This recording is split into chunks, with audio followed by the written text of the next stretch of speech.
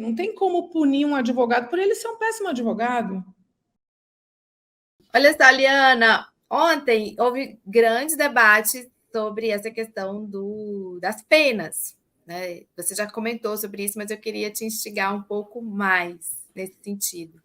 Como você mesmo disse, um dos réus é entregador de aplicativo, são pessoas muito simples e que foram mobilizadas não só para o 8 de janeiro, né, mas a evidência para o conjunto, né, da defesa desse governo, do bolsonarismo de uma forma geral, e acabaram envolvidas nesses ataques do 8 de janeiro. Tem gente que diz que estão pesando muito a mão na punição, nas penas dessas pessoas, e que pode haver, isso não pode não ser correspondente com os autores intelectuais, aqueles que realmente são ou poderão ser provados, né?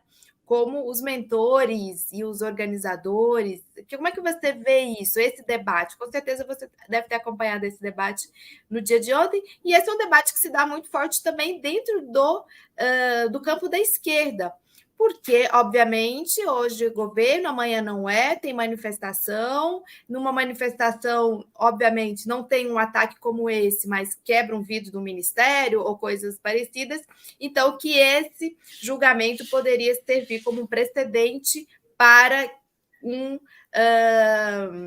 para uma criminalização, digamos assim, de outros movimentos sociais. Essa preocupação ela vai sempre estar no meio da esquerda, porque sempre a legislação ela foi utilizada contra nós, mesmo quando ela não existia. E quando ela não existia, ela era inventada. Então, para nós, houve tribunal de exceção. É bom lembrar que durante a ditadura militar,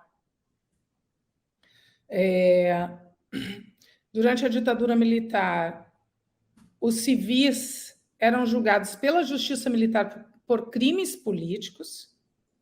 Durante a ditadura militar, os processos eram sigilosos. Atenção, Lula, por favor, nunca mais.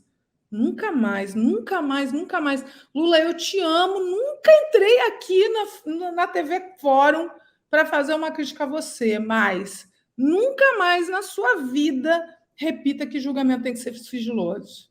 Nunca mais. Todos os julgamentos devem ser públicos, mas para nós eles foram sigilosos. Mas para nós os julgamentos eram destituídos de motivação das decisões judiciais. Então, quem é processualista, como eu, que vi todos os princípios processuais sendo derrubados durante a ditadura militar, sabe que não existe termo de comparação. O simples fato de nós termos um julgamento público, amado Lula, público, com acirrados debates entre os ministros. Isso é Habermas. Pois é. A Habermas diz, como o Poder Judiciário sempre foi o poder mais opaco de todos, opaco no sentido de não ser transparente, a motivação das decisões judiciais sempre foi essencial para garantir. Não existe democracia sem processo democrático, sem debate público e sem motivação das decisões judiciais. Contra nós, não havia motivação das decisões judiciais, não havia justiça competente, porque o princípio do juiz natural era violado e nós éramos julgados por uma justiça militar. Não havia publicidade das decisões. Essa sim é a Santíssima Trindade. Juiz competente, juízo competente, processos públicos e fundamentação das decisões judiciais. Tá?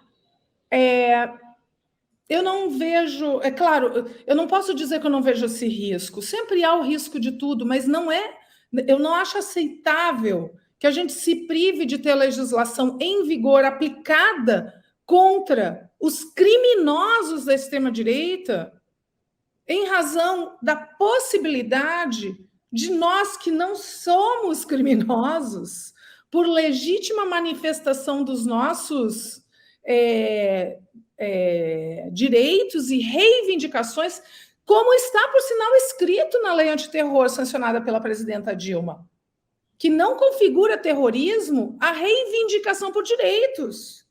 Então, é natural que nós tenhamos medo, mas eu acho descabido imaginar que esse seria o motivo pelo qual nós, eventualmente, viríamos a ser condenados. Sabe por que eu digo isso, Ana? Porque, para nos condenar, eles não precisam de lei, eles não precisam de precedentes judiciais. Se for para condenar a esquerda por um tribunal de exceção, eles vão nos condenar por um tribunal de exceção sem lei, sem princípio da anterioridade, sem precedentes judiciais. Então, para mim, é descabido. A lei existe, quem está sendo julgado são criminosos, não foram pessoas que jogaram uma pedra na vidraça do STF, são pessoas que invadiram o STF e conclamaram outras pessoas a invadi-lo. E se alguém fizer isso, seja de direita, seja de esquerda, tem que responder pelo crime de golpe de Estado e abolição violenta do Estado de Direito. Não é jogar uma pedra na vidraça, como muitas vezes nas nossas manifestações jogam pedra em vidraça de banco e o povo da direita quer prender todo mundo porque quebrou a vidraça do Banco Itaú. Eles invadiram os nossos prédios, eles depredaram o Senado Federal. Eu estive conversando com a diretora-geral do Senado Federal e ela me contou em detalhes como foi. Eles invadiram com o propósito realmente de dar um golpe de Estado, não foi simplesmente quebrar uma janela. E se forem tentar prender a esquerda porque estão reivindicando por direitos, sejam eles quais forem, por exemplo, reconhecimento do vínculo empregatício entre Uber e os entregadores, se eles quiserem nos prender, eles não precisam de pedra, nem vidraça quebrada, eles vão inventar o motivo para nos prender. Então, a lei existe, as pessoas que estão sendo julgadas são criminosas, o processo foi democrático, foi garantido contraditório, foi garantida ampla defesa, as provas são contundentes, o crime está comprovado, eles têm que ser punidos. E não, eu não acho que as penas sejam muito elevadas, elas são penas razoáveis para quem... Porque a gente está falando, gente, da tranquilidade do golpe ter sido mal sucedido. Mas ele poderia ter sido bem sucedido. Uhum. E aí, aqueles juízes lá, especialmente o Xandão, pelo ódio que eles têm, estaria no pau de arara, né? Como boa parte da nossa turma aqui, como essa santíssima trindade aqui de 4 pessoas. Leandro, eu sei que você precisa sair urgente. 2 perguntas para você responder ping-pong. Primeira, em relação à performance dos advogados, né? Foi um negócio assim chocante. A performance dos advogados, queria uma consideração sua sobre a performance dos seus colegas, né? Com perdão da palavra. E a segunda é como é que você estima a situação do Bolsonaro? Ele está envolvido em vários processos abertos no STF. Notícia falsa sobre vacina, vazamento de dados sigilosos da Polícia Federal, ataque às urnas, milícias digitais, interferência na PF e como um dos autores intelectuais do 8 de janeiro. Então, primeiro os seus colegas, depois Bolsonaro, ping-pong, deixa para nós aqui. Sendo que em relação a esse processo, ainda é importante dizer, né, não é só Bolsonaro, de um modo geral, todos os autores intelectuais, eu acredito que vai ficar configurado que Bolsonaro foi um dos autores intelectuais, mas também os financiadores. Tá? Em relação aos financiadores, aí sim, aí eu acho que a gente vai todo mundo concordar aqui, porque está sendo feito um acordo de não persecução penal requerido pela PGR, em que eles admitem os crimes e as penas são reduzidas. Tá? Isso eu não admito. Acho que os financiadores têm que também sofrer os rigores da lei, não pode ser só entregador de aplicativo. Tá? E os autores intelectuais do crime respondem por penas ainda maiores. Tá? Então, a gente está... eu achei a defesa muito fraca. Eu acho que esses advogados são pré-candidatos a vereadores e usaram a tribuna do STF. Aliás, isso foi dito pelo Alexandre de Moraes, né? Exatamente. E foi a impressão que eu tive também. São pré-candidatos a vereadores nos seus municípios e estão usando a tribuna do STF como palanque para fazer discurso de pré-campanha, porque não fizeram a defesa dos seus constituídos. Não fizeram a defesa dos seus constituídos. A defesa foi débil, ela foi frágil. Mas não, aí vejam, não porque o judiciário não respeitou o princípio da ampla defesa, mas porque os constituintes, aliás, é importante dizer, a OAB, a Comissão de Prerrogativas da OAB, acompanhou na íntegra, está acompanhando na íntegra. O Conselho Federal da OAB, por meio da sua Comissão de Prerrogativas, está acompanhando a íntegra dos julgamentos e se manifestou dizendo que as prerrogativas advocatícias foram respeitadas na íntegra. As críticas feitas pelos ministros, em especial Alexandre de Moraes, não violam as prerrogativas do advogado. E a advogada que chorou e acusou a STF, ela perdeu o prazo, Liana.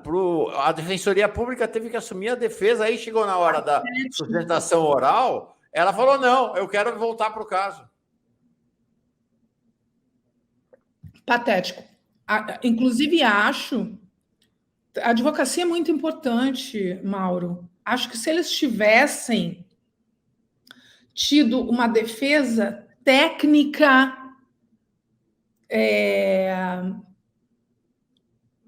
melhor, talvez é provável que as penas tivessem diminuído. A advocacia é muito importante. Não é à toa que nós somos considerados função essencial da justiça. Então, o nosso trabalho é fundamental. Esses advogados foram para fins de autopromoção. Eles não se preocuparam com seus constituídos. Prejudicaram seus clientes, então. Prejudicaram muito. Olha, todo mundo tem direito à defesa, Mauro.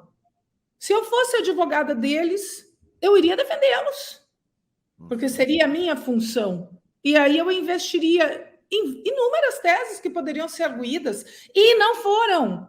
Atenção, vou repetir, poderiam ter sido arguídas e não foram, ou foram muito mal sustentadas. Foram muito mal sustentadas. Eles poderiam ter afastado, poderiam ter buscado afastar, até vou dizer que tentaram, não vou dizer que não tentaram. Tentaram, mas tentaram com muita incompetência, porque eles estavam mais preocupados em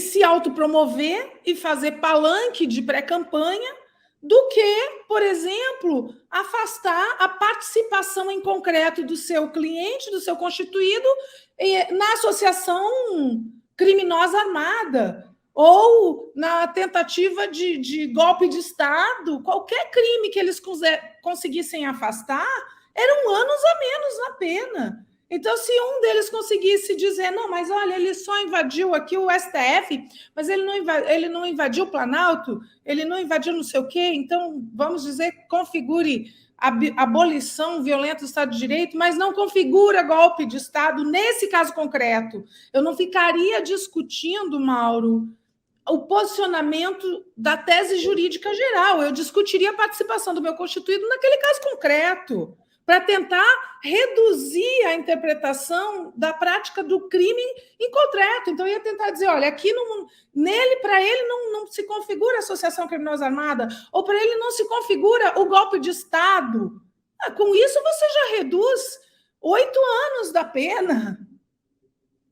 É muita coisa, mas eles não estavam preocupados em Você restringir. acha, então, que eles estavam numa defesa genérica, eles não olharam caso a caso, é isso? Não. E por que seria isso? Porque eles estavam fazendo discurso. Quando a gente defende o nosso constituído, Ana, a gente tem que... Esquece os outros, você não está defendendo os outros. Eles foram lá para falar mal... É o esperado do advogado, né? O que você espera do seu advogado, que ele te defenda dos outros.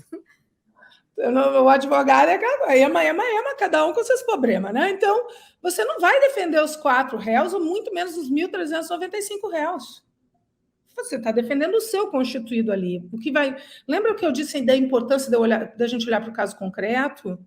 Que os fatos têm que ser observados em relação a cada um dos réus. Gente, eu sou intransigente em relação ao direito de defesa. Intransigente. E o STF, me parece, observou com rigor as garantias processuais das partes. Então, o próprio Alexandre de Moraes, ao criticar o advogado, puxou a orelha para dizer: você não fez a defesa do seu réu. Eu disse: estudantes de direito que aqui estão. O que vocês tiveram hoje é uma aula de como não defender um cliente. Porque você tem que olhar... Você tem que abarcar o princípio da amplitude da defesa, você tem que abarcar tudo. Você vai, é claro, contestar a tese jurídica, dizer que o crime não se configura, vai dizer que a abolição do Estado de Direito abarca a tentativa de golpe de Estado e assim por diante. Você vai defender a sua tese jurídica, mas você vai olhar para os fatos. E daí você vai dizer: olha, nesse caso, não o vimos em nenhum momento com a arma, etc, etc. Então, vamos afastar a associação criminosa armada. Porque você tem... a gente tem defesas que elas são subsidiárias. Eu ataco uma tese, mas eu tenho que dizer o seguinte: olha, se você não acolher essa minha tese, eu tenho outra tese. E daí, se você não acolher essa minha outra tese, eu tenho uma outra tese. E se você não acolher essa minha terceira tese, eu ainda tenho uma quarta tese. Claro, eu tenho que defender meu cliente de todas as maneiras. Né? A Giovana pergunta se a OAB vai puni-los. Eu não creio, não tem como punir um advogado por ele ser um péssimo advogado.